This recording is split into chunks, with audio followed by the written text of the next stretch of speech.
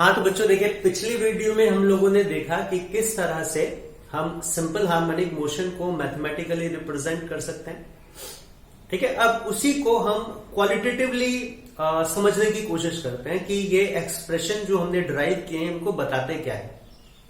सबसे पहले देखिए, अगर हम सिंपल हार्मोनिक मोशन की बात करें तो हम कहते हैं कि सिंपल हार्मोनिक मोशन में एक तो होती है मीन पोजीशन, जो कि एक्चुअली ऑब्जेक्ट की स्टेबल इक्विलिब्रियम पोजीशन होती है, जहां पर ऑब्जेक्ट इक्विलिब्रियम स्टेट में होता है और उस पर जो नेट फोर्स है वो जीरो होगी। और अगर हम इसको स्लाइटली डिस्टर्ब करते हैं फ्रॉम इट्स इक्विलिब्रियम, है ना, इधर या इधर, तो क्या होगा, ऑसिलेशन सेटअप हो जाएंगे और ये ऑब्जेक्ट अपनी मीन पोजीशन के टू एंड फ्रो ऑसिलेट करना स्टार्ट कर देगा, जहां पर इसका जो मोशन है वो कन्फाइंड होगा। कन्फाइंड मतलब ये फ्रीली मूव नहीं कर सकता। इसका मोशन मीन पोजीशन के टू एंड फ्रो एक सर्टेन मैक्सिमम डिस्टेंस तक होगा, मतलब इसका जो डिस्प्लेसमेंट होगा उसकी एक मैक्सिमम वैल्यू आएगी। इसका जो डिस्प्लेसमेंट है उस मैक्सिमम वैल्यू से ज्यादा नहीं होगा, जिसको कि हम एम्पलीट्यूड कह देते हैं। तो इसको हम ए लिखें और इसी तरह से जितना इधर डिस्प्लेसमेंट, अगर इधर प्लस ए कोऑर्डिनेट तक ऑब्जेक्ट का डिस्प्लेसमेंट हो रहा है तो इधर जो डिस्प्लेसमेंट होगा वो माइनस ए कोऑर्डिनेट तक होगा। तो प्लस ए और माइनस ए के बीच में इस ऑब्जेक्ट का जो डिस्प्लेसमेंट है वो वेरी करेगा। ठीक है, अच्छा, फिर मोशन जो है, एक और इसकी खास बात है कि जो ये सिंपल हार्मोनिक मोशन है, it is an example of periodic motion, क्योंकि ऑब्जेक्ट जो है वो अपनी मेन पोजीशन के टू एंड फ्रो ना रिपीटेडली मूव करता है और एक फिक्स टाइम इंटरवल में वो एक मोशन कंप्लीट करता है। एक मोशन, एक साइकिल या एक पीरियड का मतलब होता है जैसे ऑब्जेक्ट मीन पोजीशन से अगर स्टार्ट करता है, मतलब t इज इक्वल टू 0 पर वो मीन पोजीशन पर है, तो एक बार प्लस ए तक जाए, फिर मीन पोजीशन पर आए, फिर माइनस ए तक जाए, फिर मीन पोजीशन पे आए, ये एक पीरियड हो गया। या अगर प्लस ए से स्टार्ट हो रहा है तो पहले मीन पोजीशन तक जाए, फिर माइनस ए तक जाए, फिर मीन पोजीशन तक आए, फिर प्लस ए तक आए, इसको एक पीरियड कहेंगे। या अगर माइनस ए से स्टार्ट हो रहा है तो फिर इक्विलिब्रियम पोजीशन से होता हुआ प्लस ए तक, फिर वापस इक्विलिब्रियम पोजीशन से होता हुआ माइनस ए तक आए, उसको एक साइकिल या एक पीरियड कहेंगे। ये सिंपल हार्मोनिक या ये सिंपल ऑसिलेशन है। तो हमको जनरली देखें, हमको इस डिस्प्लेसमेंट को रिप्रेजेंट करने के लिए ऐसा फंक्शन चाहिए, सबसे पहली बात तो जिसकी वैल्यू किन्हीं दो फिक्स्ड वैल्यूज के बीच में वेरी करती है। बाउंडेड फंक्शन समझ रहे हैं, जिसकी एक मैक्सिमम वैल्यू और एक मिनिमम वैल्यू हो, और जो उसकी इंस्टेंटेनियस वैल्यू है फंक्शन की, या उसकी जो वैल्यूज आएंगी फंक्शन की, वो इन दो लिमिट्स के बीच में ही वेरी करनी चाहिए। तो एक ऐसा फंक्शन चाहिए हमको। फिर दूसरा फंक्शन, हमको मैथमेटिकल फंक्शन ऐसा चाहिए डिस्प्लेसमेंट को रिप्रेजेंट करने के लिए, मोशन को रिप्रेजेंट करने के लिए, जो पीरियोडिक हो। पीरियोडिक मतलब जो फंक्शन अपनी वैल्यूज को एक फिक्स्ड इंटरवल के बाद में रिपीट करे। ठीक है, जो फंक्शन अपनी वैल्यूज को एक फिक्स्ड इंटरवल के बाद में रिपीट करे, वैसा फंक्शन हमको चाहिए। तो ऐसे फंक्शन जो इन कंडीशन को सेटिस्फाई करें वो हमारे साइन थीटा और कॉस थीटा फंक्शंस। ये दोनों फंक्शन पीरियोडिक भी हैं, क्योंकि साइन थीटा का फंक्शन जो है वो 2π होता है और कॉस थीटा का भी फंक्शन 2π होता है। मतलब जैसे साइन 0 से लेकर 2π तक वेरी करेगा, फिर जब हम साइन 2π प्लस थीटा लिखेंगे तो साइन 2π प्लस थीटा वैल्यू वही आएगी जो साइन थीटा की होगी। ठीक है, फॉर एग्जाम्पल, मतलब जैसे हम बात करें साइन 2π का मतलब हो गया 360, तो साइन 390 की वैल्यू वही होगी जो साइन 30 की होगी। Same is for cos theta. Cos का भी फंक्शन, मतलब कॉस का भी पीरियड जो है वो 2π होता है। 2π के बाद में कॉस अपनी वैल्यूज को रिपीट करते हैं। ठीक है, तो जैसा हमारा सिंपल हार्मोनिक मोशन है कि भाई पीरियोडिक मोशन है, फिक्स इंटरवल के बाद में जो सिंपल हार्मोनिक ऑसिलेटर है उसके डिस्प्लेसमेंट की जो वैल्यूज हैं, इंस्टेंटेनियस डिस्प्लेसमेंट, वो रिपीट होगा ना, वो उसी पाथ को वापस रिट्रेस करेगा और एक फिक्स इंटरवल के बाद में वो अपने एक साइकिल, एक पीरियड कंप्लीट कर रहा है। तो ऐसे ही साइन थीटा और कॉस थीटा फंक्शन है। दूसरी बात, ये बाउंडेड भी है। साइन थीटा और कॉस थीटा दोनों की ही वैल्यू +1 या -1 के बीच में वेरी करती है। +1 से लेकर -1 तक वेरिएशन होगा। कॉस थीटा का भी जो वेरिएशन है वो +1 से लेकर -1 तक होगा। तो हम देखें जो कैरेक्टरिस्टिक हमको सिंपल हार्मोनिक मोशन को रिप्रेजेंट करने के लिए चाहिए, the same characteristics are shown by the sine and cosine function, है ना। तो साइन या कोसाइन फंक्शन से हम सिंपल हार्मोनिक मोशन को रिप्रेजेंट कर सकते हैं। अगर मैं ग्राफिकली रिप्रेजेंट करूं साइन फंक्शन को, variation of sine function with respect to theta, ना, साइन का variation with respect to theta, तो थीटा इज इक्वल टू 0 पर साइन 0 होगा। मैक्सिमम वैल्यू साइन की आगे आ सकती है +1, मिनिमम वैल्यू -1। तो ये 0 जब थीटा π/2 होगा, at π/2 it will become maximum +1, sine 90 will be 1। और जब थीटा वापस पाई होगा, पाई मतलब 180 degree, it will again become 0। फिर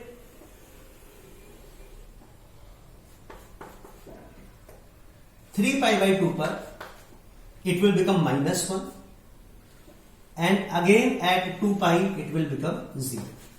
ये कंप्लीट साइकिल हो गई साइन की। अब हम वापस देखें तो फिर साइन की वैल्यू यहां से शुरू होगी, वापस 0 से स्टार्ट होगी, फिर π/2 के बाद में +1, फिर पाई के बाद में 0, फिर π/2 और अगर हम आर्गुमेंट मतलब इसका जो थीटा है उसको π/2 और बढ़ाएं तो -1 और फिर वापस 0।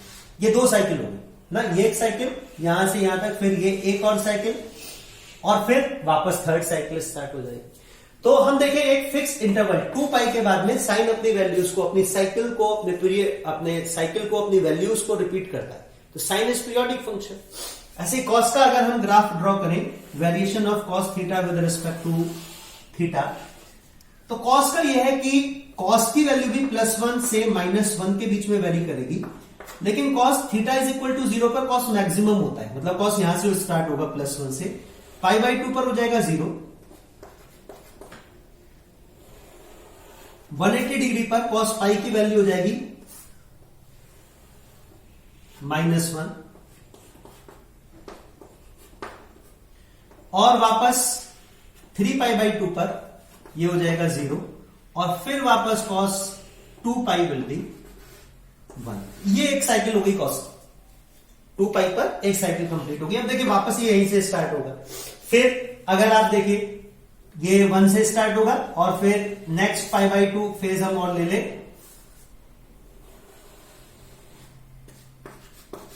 तो फिर ये 0 हो जाएगा। और π/2 फेज अगर हम ले लें और π/2 एंगल हम ले लें, आर्गुमेंट को और π/2 बढ़ाएं तो ये -1 हो जाएगा, है ना। और π/2 हम बढ़ाएं तो ये वापस 0 हो जाएगा, और π/2 बढ़ाएं तो +1 हो जाएगा। अब ये 2 साइकिल होगी कंप्लीट, ठीक है। तो कॉस फंक्शन जो है और साइन फंक्शन, इनका वेरिएशन सिमिलर होता है। इनकी वैल्यूज +1 से -1 के बीच में पीरियोडिकली वेरी करती हैं, जहां पर इनका पीरियड 2π होता है। तो ठीक इसी तरह से हमारा सिंपल हार्मोनिक मोशन का वेरिएशन होता है। तो ये दोनों फंक्शन जो है ये सुटेबल है सिंपल हार्मोनिक ऑसिलेशंस को रिप्रेजेंट करने के लिए। और वही आपने देखा कि हमारा जो एक्सप्रेशन आया फॉर डिस्प्लेसमेंट, फॉर वेलोसिटी और फॉर एक्सेलेरेशन, है ना, वो ठीक इसी तरह से आया जैसा साइन फंक्शन या कोसाइन फंक्शन वैरी करते हैं। तो जैसे हमने सॉल्यूशन लिखा, x इज इक्वल टू, मान लीजिए एक ऑसिलेटर है जो x एक्सेस के अराउंड मूव कर रहा है, ओरिजिन उसकी मीन पोजीशन, इक्विलिब्रियम पोजीशन मान लेते हैं, मतलब जहां उसका स्टेबल इक्विलिब्रियम है, let us say that to be origin. तो उसका जो वेरिएशन है विद रिस्पेक्ट टू टाइम, उसको हम a is equal to sine omega T plus five से रिप्रेजेंट कर सकते हैं, ठीक है। अब देखिए इसका अगर हम ग्राफिकल वेरिएशन देखें तो साइन की जैसे मैंने बताया मैक्सिमम वैल्यू आएगी +a, मिनिमम वैल्यू आएगी माइनस, मतलब +1 और मिनिमम वैल्यू -1। तो x की वैल्यू +a और -a के बीच में वेरी करेगी।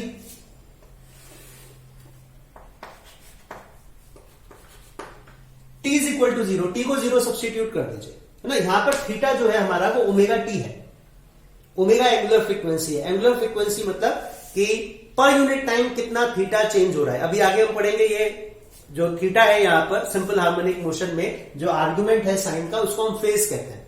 वो अभी थोड़ा नेक्स्ट वीडियो में हम लोग डिस्कस करेंगे व्हाट इज फेज। अभी आप ये समझिए ओमेगा टी मिलाकर थीटा है, तो t इक्वल्स टू 0 पर, t इक्वल्स टू 0 पर, एट t इक्वल्स टू 0, क्या इक्वेशन आएगी हमारे पास x की, x is equal to a sine phi. ये जो फाई है ये कहलाता है इनिशियल फेज, फाई को बोलते हैं इनिशियल फेज। क्योंकि ऐसा तो है नहीं कि जब आपने t is equal to 0, initial time किसको कहता है कि जब हम ऑब्जेक्ट के मोशन को ऑब्जर्व करना स्टार्ट कर रहे हैं, at that moment of time, that instant of time eight which the object is means observer start viewing the object, start observing it's motion, वो टाइम हमारा इनिशियल टाइम कहलाता है। तो हम यहां पे कह रहे हैं कि भाई t इज इक्वल टू 0 पर ऑब्जेक्ट जो है वो कहीं भी हो सकता है ना, हो सकता है वो मीन पोजीशन पर हो सकता है वो प्लस ए पर हो सकता है वो माइनस ए पर हो, कहीं भी हो सकता है वो, या यहां से प्लस ए से लेकर माइनस ए के बीच में कोई भी किसी भी पोजीशन पर हो सकता है। इनफाइनाइट नंबर ऑफ पोजीशंस है ना। तो यहां पर फाई हमारा यही बताता है कि t इज इक्वल टू 0 पर ऑब्जेक्ट कहां पर होगा। मान लीजिएगा t इज इक्वल टू 0 पर ऑब्जेक्ट मीन पोजीशन पर है। मीन पोजीशन का मतलब x is equal to 0, x is equal to 0 का मतलब a साइन फाई की वैल्यू 0 आनी चाहिए। अच्छा a तो हमारा 0 है नहीं, मतलब साइन फाई 0 आना चाहिए। साइन फाई 0 होने का मतलब क्या है, फाई जो है वो कितना होगा, या तो 0 डिग्री होगा, या पाई होगा, या 2 पाई होगा, या 3 पाई होगा, 4 पाई होगा। इस तरह से इन सब वैल्यूज पर फाई जो है वो 0 आ सकता है ना। मान लीजिए चलिए हम 0 डिग्री मान लें, तो हम इक्वेशन क्या लिखेंगे, x is equal to a sine omega t. Phi की वैल्यू कितनी आ जाएगी, 0 आ जाएगी। अगर मान लीजिए ऑब्जेक्ट जो है वो t इज इक्वल टू 0 पर प्लस ए पर है, प्लस ए पर है, यहां से हमने छोड़ा उसको, यहां तक ले गए और यहां से हमने छोड़ा, तो जब हम उसको छोड़ेंगे तब वो मूव करना स्टार्ट करेगा और उसके मोशन को हम यहां से ऑब्जर्व कर रहे हैं। तो हम क्या लिखेंगे भाई, एट t इक्वल टू 0, ये इक्वेशन होगी हमारी a साइन फाई, और x कितना है, a के बराबर है, तो a equal to a sine phi, मतलब साइन फाई इक्वल टू 1, मतलब phi equal to pi by 2, pi by 2 या 90 डिग्री, मतलब फाई की वैल्यू कितनी है हमारी, 90 डिग्री। तो हमारे पास इक्वेशन क्या लिखेंगे, a sine omega T plus 90, a sine omega T plus pi by 2, ये इक्वेशन आ जाएगी हमारी। अगर मान लीजिए हमारा माइनस ए होता, यहां पर होता t इक्वल टू 0 पर, तो माइनस ए सब्सटीट्यूट करते, ये -1 आता, -1 आता, ये हमारा 3 पाई बाई 2 आ जाता, 270 डिग्री। तो हम फाई की वैल्यू हम इस पे पुट कर लेते। मान लीजिए अगर ये हमारा x इज इक्वल टू यहां पे होता, जब हमने ऑब्जेक्ट को देखा तब वो प्लस a बाई 2 पर है, प्लस a बाई 2 पर है, तो हम इसको a बाई 2 पुट कर लेते, तो साइन फाई हमारा 1 बाई 2 आता, 1 बाई 2 का मतलब कितना, पाई बाई 6। तो ये हमारा जो फाई हमने लगाया है ये हमारी इनिशियल कंडीशन को डिपेंड करता है कि जब हम ऑब्जेक्ट को भाई अगर हम फाई ना लगाए, देखिए अगर हम फाई ना लगाए तो हमारी इक्वेशन क्या आ जाएगी, x is equal to a sine omega t, है ना। और इस ओमेगा टी का मतलब क्या हो गया कि t इक्वल टू 0 पर साइन 0, तो x 0 होना चाहिए। ऐसा जरूरी थोड़ी ना है कि ये इक्वेशन, तो अगर हम सिर्फ साइन ओमेगा टी लिखें तो इसका मतलब तो जब हम देखेंगे ऑब्जेक्ट को तभी लिख सकते हैं हम ये इक्वेशन जब ऑब्जेक्ट t इक्वल टू 0 पर मीन पोजीशन पर, लेकिन ऐसा हमेशा नहीं होगा। हो सकता है ऑब्जेक्ट यहां पर हो प्लस a बाई 2 पर, हो सकता है a बाई 3 पर हो सकता है माइनस a बाई 4 पर हो, कहीं भी हो सकता है t इक्वल टू 0 पर। तो इसलिए हमने ये इनिशियल फेज, है ना, इनिशियल फेज फाई लगाया है इस ओमेगा टी के साथ में, जो हमको ये बताएगा कि t इक्वल टू 0 पर जब हम ऑब्जेक्ट को देखना स्टार्ट कर रहे हैं तब ऑब्जेक्ट की इनिशियल पोजीशन क्या है। इसीलिए इसको इनिशियल फेज कहा जाता है ना। फेज मतलब कितना मोशन एक्चुअली ऑब्जेक्ट कवर कर चुका है उससे पहले जब हमने उसको देखा। हम जब देख रहे हैं, जरूरी नहीं ऑसिलेटर तो बहुत पहले से हो सकता है ऑसिलेट कर रहा हो, तो जब आप देख रहे हैं उसको तब तक वो कितना मोशन ट्रेवल कर चुका है, कितनी बार ऑसिलेट कर चुका है, कितना पीरियड्स उसके कंप्लीट हो चुके हैं, किस जगह से आप उसके मोशन को ऑब्जर्व करना स्टार्ट कर रहे हो, मतलब उसकी इंस्टेंटेनियस पोजीशन क्या है उस टाइम पर, उसको रिप्रेजेंट करने के लिए ये हमने फाई यहां पे पुट किया है। और आपको याद हो पिछली वीडियो में, तो ये फाई हमारा कांस्टेंट ऑफ इंटीग्रेशन था। तो इसकी वैल्यू मैंने बताया था आपको बाउंड्री कंडीशन पर, मतलब इनिशियल कंडीशन पर डिपेंड करेगी कि at t equal to 0 x की वैल्यू क्या है, t इक्वल टू 0 पर x की वैल्यू क्या है, ये हमको बताएगा व्हाट इज फाई, मतलब ये हमको बताएगा फाई कि इनिशियल कंडीशंस क्या है। ठीक है बच्चों, ये समझे आप। चलिए तो 5b अगर हमारा डिस्कस हो चुका है तो मान लीजिए हम ऐसा कंडीशन कंसिडर कर लेते हैं कि t इक्वल्स टू 0 पर, मतलब 5b 0 है, ऑब्जेक्ट मीन पोजीशन से स्टार्ट हो रहा है, तो हम इस तरह का ग्राफ बना सकते हैं। ये एक साइकिल हो गई, यहां पर ये ओमेगा टी प्लस फाइव की वैल्यू कितनी आएगी, पाई बाई 2, यहां पर पाई, यहां पर 3 पाई बाई 2, यहां पर 2 पाई। इसके बाद में ये एक साइकिल कंप्लीट हो गई ऑब्जेक्ट की, ये ऑब्जेक्ट की एक साइकिल कंप्लीट हो गई। तो हम देखें वन साइकिल ऑफ ऑसिलेटर,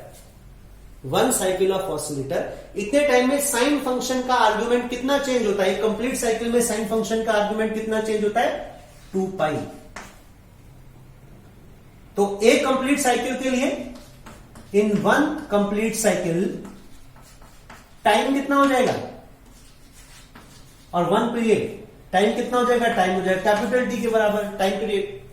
तो हम लिख सकते हैं 2 pi equals to omega into capital T ना, टी को हम ओमेगा कैपिटल टी पुट कर देंगे तो ये आर्गुमेंट कितना हो जाएगा हमारा, फाइव को हमने 0 मान लिया है कि मान लो t इक्वल्स टू 0 पर ऑब्जेक्ट मीन पोजीशन पर था, तो फाइव कितना आएगा, 0 आएगा।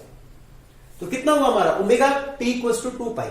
तो one complete oscillation of simple harmonic oscillator, उतने टाइम में जो मैथमेटिकल फंक्शन है जिससे हम ऑसिलेटर को मोशन को रिप्रेजेंट कर रहे हैं, उसका आर्गुमेंट कितने अमाउंट से चेंज हो जाता है, 2 पाई से। वापस फिर ऑब्जेक्ट अपने मोशन को रिपीट करेगा, उसका डिस्प्लेसमेंट की वैल्यूज रिपीट होंगी, तो हमारा जो साइन फंक्शन है उसकी भी वैल्यूज रिपीट होंगी। फिर वापस एक कंप्लीट साइकिल 2 पाई के बाद में एक और ऑसिलेशन या एक साइकिल कंप्लीट हो गई, साइन फंक्शन का भी एक पीरियड कंप्लीट हो गया, it will again repeat it's value. ठीक है, तो ये समझ रहे हैं आप कि किस तरह से ये जो साइन फंक्शन का वेरिएशन जो है वो सिंपल हार्मोनिक ऑसिलेटर के मोशन को रिप्रेजेंट करता है। और ये ओमेगा को हम क्या लिख सकते हैं कि एक कंप्लीट टी टाइम में कितना फेज, कितना आर्गुमेंट चेंज हुआ साइन फंक्शन का ना, तो यही फेज कहलाता है, इसी को कहते हैं फेज। किस फेज ऑफ ऑसिलेशन में है ऑब्जेक्ट, मतलब कितना डिस्प्लेसमेंट उसका हो चुका है, कितने पीरियड्स वो कंप्लीट कर चुका है। जैसे अगर ओमेगा टी फर्स्ट हम कह दें 4 पाई फेज है, इसका जो फेज है वो 4 पाई है, 4 पाई का मतलब वो 2 साइकिल कंप्लीट कर चुका है। ठीक है, अगर कहते हैं 5 पाई है तो 5 पाई का मतलब 2.5 साइकिल वो कंप्लीट कर चुका है। तो फेज जो है ऑब्जेक्ट के एक तरह से स्टेट ऑफ मोशन को रिप्रेजेंट करता है कि उस इंस्टेंट ऑफ टाइम पर ऑब्जेक्ट किस स्टेट ऑफ मोशन में है, किस पोजीशन पर है, इससे पहले तक कितने साइकिल्स वो परफॉर्म कर चुका है, कितने ऑसिलेशंस उसके कंप्लीट हो चुके हैं, that is actually represented by phase omega T. तो पर यूनिट टाइम कितना फेज चेंज हो रहा है ओमेगा, वो कहलाती है हमारी एंगुलर फ्रीक्वेंसी। इसमें ओमेगा जो है ना, ये जो कांस्टेंट है ओमेगा, ये 2 पाई बाई टी, ये एंगुलर फ्रीक्वेंसी कहलाता है। और आप ध्यान दीजिए, अगर आपको याद हो तो ओमेगा को हमने रूट के बाई एम लिखा था, तो मैं रूट के बाई एम को 2 पाई बाई कैपिटल टी लिख सकता हूं। यहां से हम एक जनरल फॉर्मूला लिख सकते हैं कि एक सिंपल हार्मोनिक ऑसिलेटर का टाइम पीरियड कितना होता है, तो time period can be written as 2 pi under root m by, now this is the general expression for time period of a simple harmonic oscillator. The time period of a simple harmonic oscillator can be written as 2 pi under root m by k, या यूं कहें कि t equals to 2 pi by omega। तो अगर आपको एक oscillator का मास पता है और उसका स्प्रिंग फैक्टर पता है ना, तो आप उसका टाइम पीरियड बता सकते हो कि उस ऑसिलेटर का टाइम पीरियड कितना। ठीक है बच्चों, अच्छा आपके मतलब अगर हम वेलोसिटी की वैल्यू लिखें, वेलोसिटी के लिए एक्सप्रेशन लिखें, तो वेलोसिटी के लिए एक्सप्रेशन हमने लिखा था A omega cos omega T plus 5। तो जैसा कि हम जानते हैं कि अगर ऑब्जेक्ट मीन पोजीशन पर है तो मीन पोजीशन पर ऑब्जेक्ट की वेलोसिटी मैक्सिमम होती है, तो वही देखिए हमारा कॉस वाला फंक्शन आएगा। मैक्सिमम वैल्यू कितनी आएगी, +1 तो हो जाएगी ए ओमेगा, -1 तो हो जाएगी माइनस ए ओमेगा। ठीक है, माइनस साइन यहां पर डायरेक्शन को रिप्रेजेंट करता है कि किस डायरेक्शन की तरफ मूव कर रही है, वेलोसिटी की डायरेक्शन क्या है ना। तो वेलोसिटी की डायरेक्शन जो है, जब ऑब्जेक्ट इधर मूव करेगा तो मान लीजिए पॉजिटिव होगी, इधर मूव करेगा तो नेगेटिव होगी, जब इधर जाएगा तो नेगेटिव होगी, जब इधर से मेन पोजीशन की तरफ आएगा तो पॉजिटिव होगी। तो डायरेक्शन और मैग्नीट्यूड वेलोसिटी का दोनों कंटिन्यूअसली वेरी करता है with respect to time. In simple harmonic oscillation. और ये इक्वेशन रिप्रेजेंट करती है कि वेलोसिटी का वेरिएशन किस तरह से होगा विद रिस्पेक्ट टू टाइम। तो अगर मैं ग्राफिकली रिप्रेजेंट करूं t इक्वल्स टू 0 पर, मतलब अगर ऑब्जेक्ट जो है इस तरह से उसका डिस्प्लेसमेंट है कि वो t इक्वल्स टू 0 पर मीन पोजीशन पर है, तो उसकी वेलोसिटी t इक्वल्स टू 0 पर मैक्सिमम होगी। फिर जब वो वापस एक्सट्रीम पोजीशन पर पहुंचेगा, एम्पलीट्यूड उसका मैक्सिमम होगा, तो एम्पलीट्यूड मैक्सिमम होने का मतलब वेलोसिटी जीरो हो जाती है। एम्पलीट्यूड्स पर जब ऑब्जेक्ट का डिस्प्लेसमेंट मैक्सिमम होता है on either side of its position, तो उसकी वेलोसिटी हमेशा जो जीरो हो जाती है, रुक जाएगा। एम्पलीट्यूड पर जाकर मैक्सिमम डिस्प्लेसमेंट के बाद वो रुक जाता है। और वैसे भी कह रहे हैं हम कि वेलोसिटी क्योंकि dx by dt होती है, तो जब x मैक्सिमम होगा तो v विल बी जीरो ना, मैक्सिमम मिनिमम। ये स्लोप है dx का with respect to time velocity, तो मैक्सिमा पर जाकर वो जीरो देगा। When displacement will become maximum, velocity will become zero. वापस इसी तरह से जब ऑब्जेक्ट जो है अगेन मीन पोजीशन पर आएगा ना, जब मीन पोजीशन पर आएगा तो फिर उसकी वेलोसिटी मैक्सिमम होगी। और फिर जब वापस नेगेटिव एक्सट्रीम पोजीशन की तरफ पहुंचेगा, नेगेटिव एक्सट्रीम पोजीशन पर पहुंचेगा, तो फिर उसकी जो वेलोसिटी है वो वापस जीरो हो जाएगी।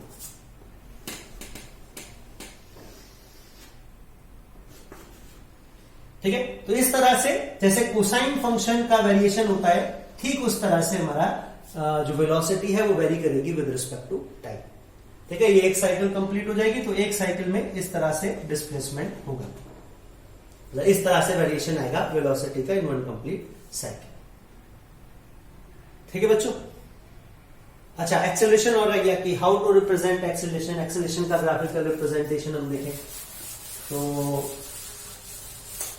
एक्सेलरेशन के लिए हमने इक्वेशन लिखी थी, acceleration can be written as a is equal to minus a omega square sine omega t plus five ना। तो यहां पे भी वेरिएशन एक्सेलरेशन का जो है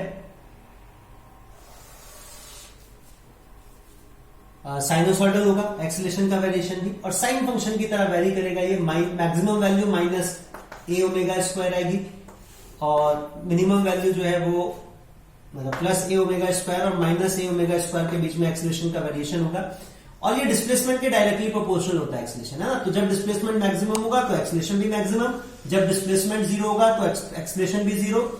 इस तरह से जैसे एक्सेलरेशन का वेरिएशन होता है उसी तरह से, मतलब जैसे डिस्प्लेसमेंट का वेरिएशन होगा सिंपल हार्मोनिक मोशन में, ठीक उसी तरह से एक्सेलरेशन जो है वो भी वेरी करेगा विद रिस्पेक्ट टू टाइम।